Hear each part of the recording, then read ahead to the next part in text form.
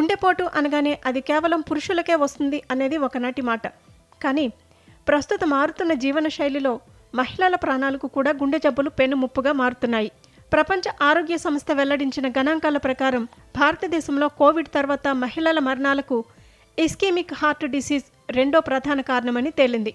2021లో ప్రతి 1,00,000 మందిలో దాదాపు 100 మంది ఈ వ్యాధి వల్లే ప్రాణాలు కోల్పోయారంటే పరిస్థితి ఎంత తీవ్రంగా ఉందో అర్థం చేసుకోవచ్చు. అసలు ఏంటి ఇస్కెమిక్ హార్ట్ డిసీజ్ అంటే? దీనినే కరోనా హార్ట్ డిసీజ్ అని కూడా అంటారు. గుండెకు రక్తాన్ని చేరవేసే ధమనుల గోడలలో కొవ్వు పదార్థం పేరుకుపోవటం వల్ల ఈ సమస్య మొదలవుతుంది. దీనివల్ల రక్తనాళాలు సన్నబడి గుండెకు అందాల్సిన ఆక్సిజన్ సరఫరా నిలిచిపోతుంది. ఆ కొవ్వు పొర పగిలి రక్తం గడ్డకడితే అది నేరుగా హార్ట్అటాక్కు దారితీస్తుంది. అయితే మహిళల్లో ఈ వ్యాధి లక్షణాలు భిన్నంగా ఉంటాయి. అందుకే అప్రమత్తత చాలా అవసరం.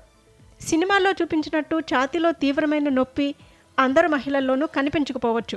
అందుకే చాలామంది వీటిని సాధారణ అలసట లేదా గ్యాస్ సమస్యగా భావించి ప్రాణాల మీదకు తెచ్చుకుంటున్నారు.